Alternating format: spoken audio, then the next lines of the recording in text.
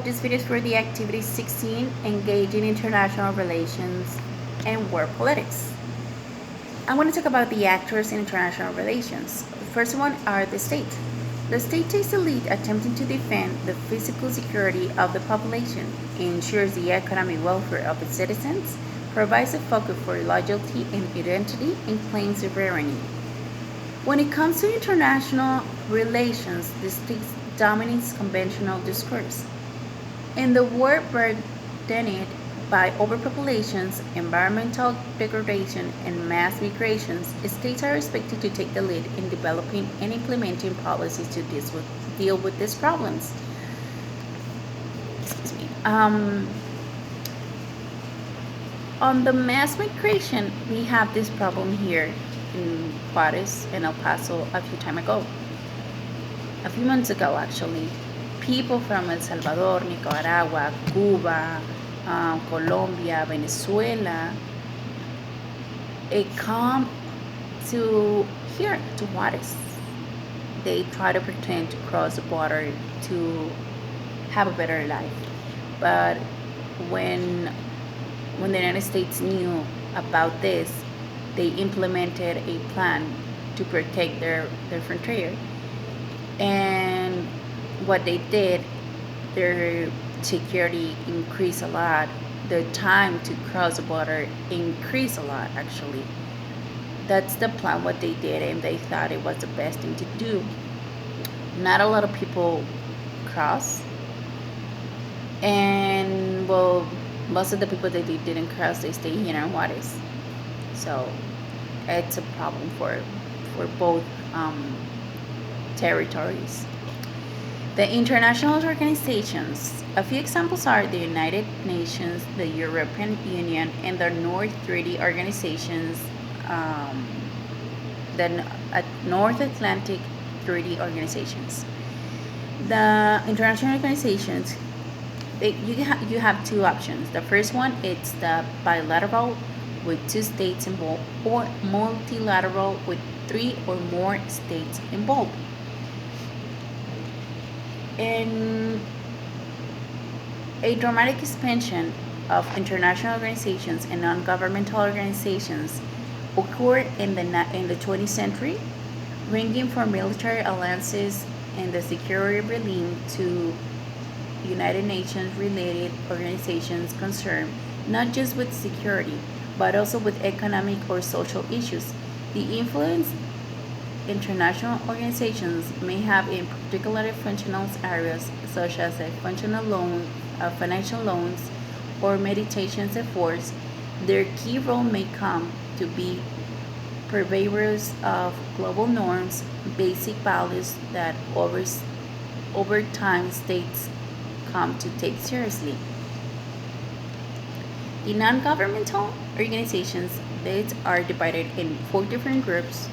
They have four different categories, and they are the sector economic organizations, transnational non-governmental organizations, humanitarian non-governmental organizations, and the last one is the non-state army groups. What I well, there's one that I really like about it. It's the humanitarian non-governmental organization, and I'm going to explain you why. First of all, I'm going to explain the other ones. The private sector economic organizations are non-profit organizations.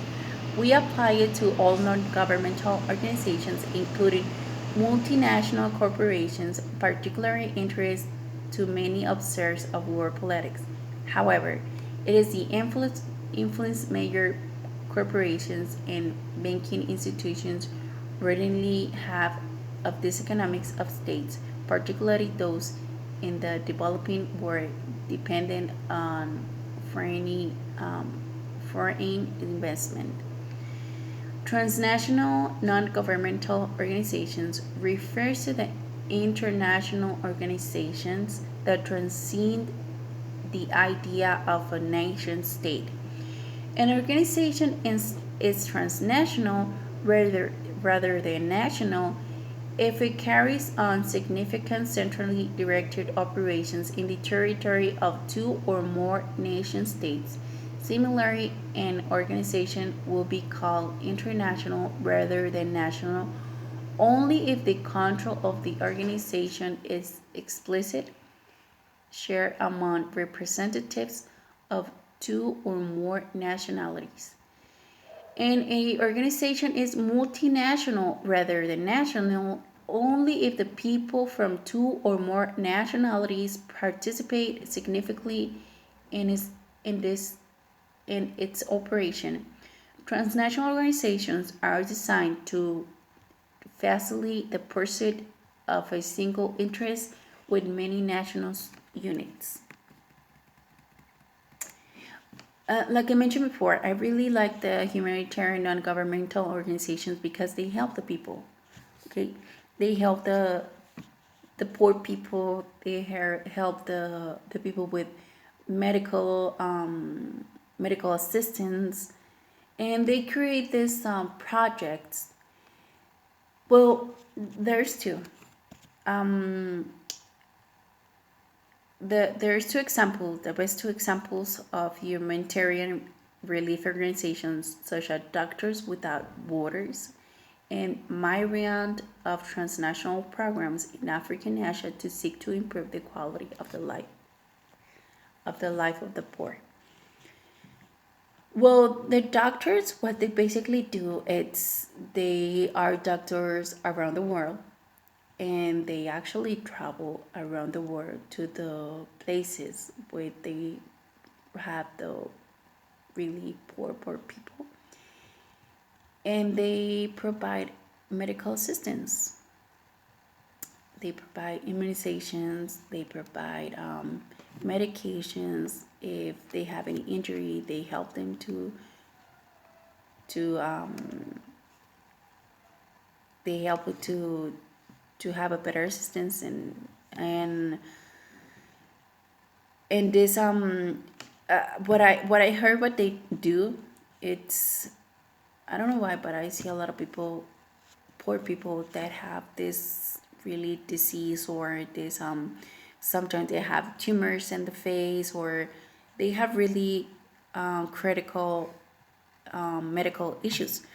So what they do is try to what they do is they look for someone around the world to help this person by a surgery, or they look for a treatment for this person, and they send it to this, like if someone has a tumor in the face and it needs to be removed, what they do it's they do everything what they need to do, like the papers and passport, visa, everything what they need to do to send it to take the attention, and they can be removed.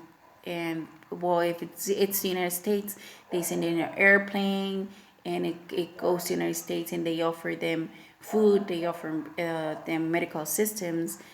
And it's something that I really like about when people do this. It's really appreciated because not all people can have this second opportunities, and I really like it. And the what I believe is the worst that it can exist in the world is the non-state army groups. They don't really care about the people or the government. They say they are taking, well, the power on their hands, because the government is not the best that they can have. These are terrorists often claim to represent a broader constituency, whether transnational criminal organizations prefer to focus on their narrow economic agendas, being involved in politics only when the pursuits of their ill-gotten against its threatened. The non-state armed groups are individuals and groups that are wholly or partly independent of state governments, which threaten or use violence to achieve their goals. Um, we see here in Mexico too. We have them, and what they do, it's I don't know. An example, it's the criminal organizations. They take kids around 14, 15 years, and they kidnap them, and they teach them how to kill, teach them how to sell drugs, or they teach them how to kidnap. And this is part of them because they want to have the power, so that's why they do this. And the last one are the individuals. The individuals certainly make the difference. Two examples would be Mahatma Gandhi in India or Nelson Mandela in South Africa. There are people who make big changes. Individuals as practitioners can have tremendous impact on a short-term course of a war events. It's people like Madre Teresa de Calcuta. She made a lot of changes here in Mexico and helped a lot of people. And it was just her by herself. Papa Francisco, no, I mean Papa Juan Pablo II. He also made a lot of changes in the world. He helped a lot of people.